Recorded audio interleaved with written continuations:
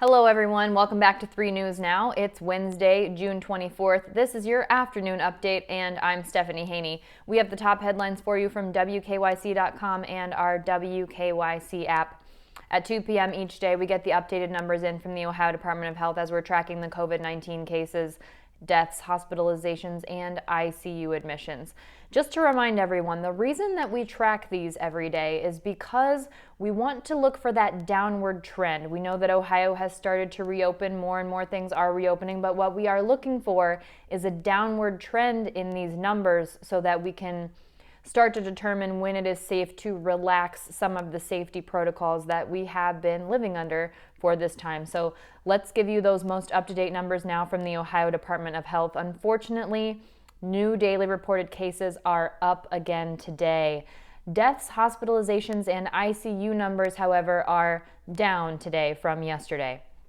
We saw 632 new reported COVID-19 cases in the past 24 hours. That brings the total here in the state of Ohio, dating all the way back to March 9th, to now 46,759. We have talked with medical professionals about this at 3 News, and this spike in cases has been dating back to Memorial Day weekend when things started to reopen here in Ohio on a grander scale. That's what the medical experts are pointing to when we look at the spike of cases, not only here in Ohio, but also in many states around the country. The total number of deaths now is 2,755, and yesterday we saw 20 new reported deaths. That is down from Tuesday when we saw 31 new reported deaths, but both of those numbers are up from over the weekend. On Monday, we saw 4 new reported deaths, and on Sunday, we saw 3 new reported deaths. The total number of hospitalizations is also down today as compared to yesterday. The total number of hospitalizations dating all the way back to March 9th is now 7,447, with 68 new hospitalizations reported today. Yesterday, we saw 87 new hospitalizations reported. New ICU admissions reported today, number 10. There were 10 new ICU admissions reported today. That's down from yesterday when we saw 24 new ICU admissions reported. That brings the total number of ICU admissions in the state of Ohio, dating all the way back to March 9th, to 1,886. Now let's take a look at how the numbers are stacking up nationally and globally. Here in the U.S., the number of newly reported cases is down today as well from yesterday. There were almost 23,000 new reported cases today. Yesterday, though, there were nearly 37,000 new reported cases. The total number of cases of COVID-19 in the U.S. is now 2,348,956. So almost just over 2.3 million cases here in the U.S. at this time. The total number of deaths in the U.S. is now 121,279. We've seen some significant numbers of new reported deaths across the U.S., so this number is significantly down from things we were seeing. Today, we saw 508 new reported deaths in the U.S. This is based on Johns Hopkins University numbers, and this is as compared to this same time yesterday. Globally, there are now 9,295,365 total reported COVID-19 cases. That's a little bit down in terms of new cases globally from what we saw yesterday. Today, we have seen 141,133 new reported cases globally. The total number of deaths globally is now 478,289. This number is up in terms of new reported deaths globally from yesterday. There have been 4,639 new reported global deaths yesterday. How we stack up in the U.S. compared to globally is we are sitting at about 25% of both known cases and deaths related to COVID-19. Now, as we think about COVID-19 and how that's impacting us here in Ohio and around the country, there's a new bill that's introduced that would give Americans a tax credit to take a vacation within the U.S. So we're talking only about domestic travel here. This was introduced by Arizona Senator Martha McSally. She introduced this legislation on Monday, and it is called the American Trip Act, which I am always very impressed by their ability to come up with an on-point acronym for this legislation. It stands for American Tax Rebate and Incentive Program Act, and that's the American Trip Act. So this would give tax credits to Americans who spend money on lodging, entertainment, and other expenses that are related to travel in the U.S. and U.S. territory. So again, we are not talking about foreign travel at this point. We're only talking about domestic U.S. travel. And that doesn't mean that you have to fly, but it does have to be at least a little ways home from you. The trip has to be more than 50 miles from where you live. Now, good news for Ma and Pa Haney down in Canton. I checked. Canton is about 57 miles. So that's good news for anybody traveling from downtown Cleveland to Canton. If you want to stop and say hi to Ma and Pa Haney, that would definitely qualify. So this tax credit would be $4,000 for individuals who file individually, $8,000 for couples who file jointly, and people would get an additional $500 credit for dependent children. This is for travel through January 1st, 2022. So about a year and a half out travel that you would take within the U.S. Of course, it's just legislation at this point, so it would have to pass the Senate, it would have to pass the House, it would have to be signed into law, but it's something nice to think about. So McSally, who introduced this legislation, says that it will jumpstart the comeback of hotels, entertainment sectors, local tourism agencies, and thousands of businesses. She was speaking specifically about Arizona, which she says is one of the best places in the world to visit. Now, under this legislation, destination marketing organizations, Destination Cleveland perhaps, would also receive a total of $50 million around the U.S. to help promote travel and tourism across the country. Keep in mind, though, there is still conversation about a new stimulus act that could be passing in the Congress as well. So that might take precedence over this stimulus package for travel within the U.S., but it has been introduced, and we will certainly be following that to see what happens there, because there are lots of great places in Ohio that are more than 50 miles away from where we are. So lots of great opportunities for people to take advantage of that.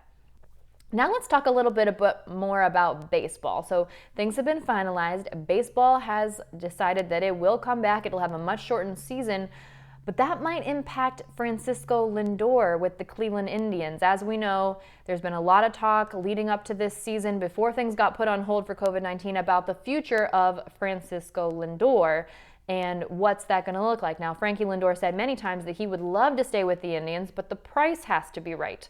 And the Indians have said they would love to have him, but it also has to make sense for them. So now we're looking at, as of yesterday, there'll be a 60-game season starting in late July. And we may be looking at a sped-up decision-making process when it comes to what will happen to Frankie Lindor, because part of that deal is an August 31st trade deadline. So that means the Indians do have the opportunity, once the season gets started, they'll have just 5 weeks or so in order to decide what they want to do with Frankie Lindor, whereas previously they would have had a couple months to get into the season and decide what they want to do with Frankie Lindor, because they need to decide whether they want to hold on to him for a postseason run or if they want to let him go and try to capitalize what they can get value-wise for him if they're not going to be able to meet his needs in order to re-sign him at the end of the contract.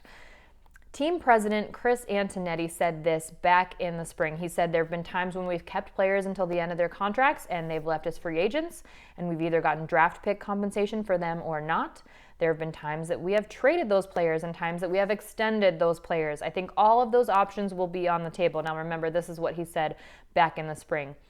Antonetti also said at that time that, as he said from the beginning, our clear preference would be to have Francisco here for a far longer term and keep him an Indian for a really long time. If that's not possible, we have to look at what those alternatives are. If you want to read more about the possibilities for Francisco Lindor, you can check that out. Ben Axelrod wrote up a nice story for us on that on WKYC.com and our WKYC app, where he breaks it all down for us.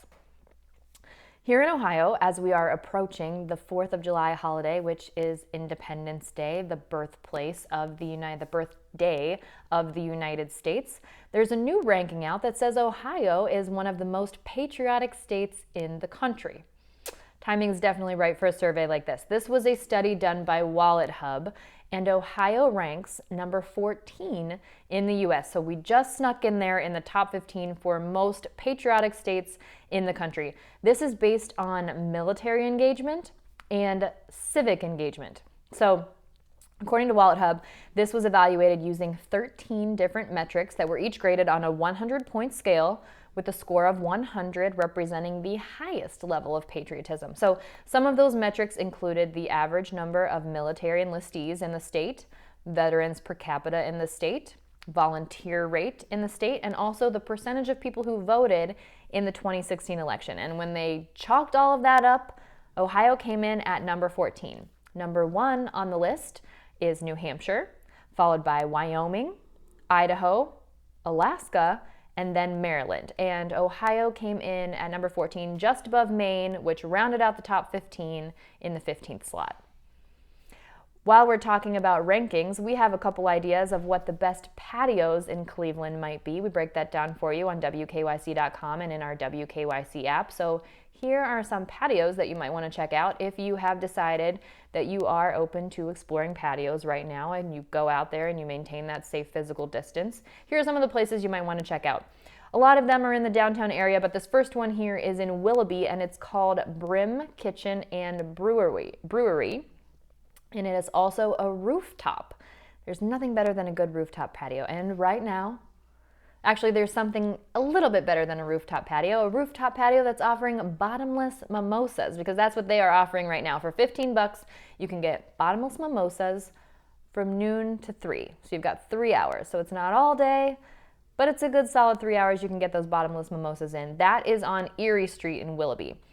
Another rooftop downtown is the Azure Rooftop Lounge. That's on East 9th Street. And from this rooftop, you see a beautiful view of First Energy Stadium, the water just beyond that. Great place there, beautiful. Check them out on Instagram. It's stunning. Here's another one for you. Lindy's Lake House in the Flats. That's on Old River Road. That's on the Flats East Bank. It's right on the water. If you are out boating, you can dock your boat. You can come right up there. You can enter that through that way, and you can enjoy some nice patio time at Lindy's Lake House in the Flats. Another option for you is Merwin's Wharf. This is on Merwin Avenue, also downtown. An incredible view there as well. And then one more for you. We've got the Harp. That's on Detroit Avenue. And they're hiring right now. So if you are in the restaurant industry, they are looking for a full-time line cook with experience. And if you're interested in potentially working at the Harp, as well as frequenting the Harp, that email is theharpcleveland@gmail.com. Again, they're hiring for a full-time line cook right now at the Harp in downtown Cleveland. You can email them at theharpcleveland@gmail.com. If you want to check out more places that are open, more patios, and see what's happening with the local businesses in your area, make sure you check out our website's Love Local Hub. That's WKYC.com/lovelocal. And that's where you can find all the updates about the local businesses in your area so you can support the things that make Northeast Ohio so great at your comfort level, whether that's going to a patio, maintaining that safe physical distance, if you are comfortable dining indoors, or if you would like takeout or curbside delivery. We've got all that information for you at WKYC.com/lovelocal. And you can access all of these things very easily if you download our WKYC app. That is in the Apple App Store as well as the Google Play Store if you have an Android device. Just look up WKYC. It'll pop up right there. While you're there, you might also want to download our weather app because the weather here is a little unpredictable here in Northeast Ohio, as we have seen firsthand over the past several days. That's it for your afternoon update for 3 News Now. Next up, I'll see you at 5 p.m. on What's New with more trending stories and your entertainment news of the day. We'll also have plenty more for you at 6 p.m. on What Matters Most, at 7 p.m. on Front Row, and 11 p.m. on What's Next, all of which, by the way, you can stream for free in the WKYC app. Did I mention that you should download the WKYC app? All right, that's it for me today. I'll see you back here tomorrow morning at 11 a.m. This is 3 News Now. I'm Stephanie Haney.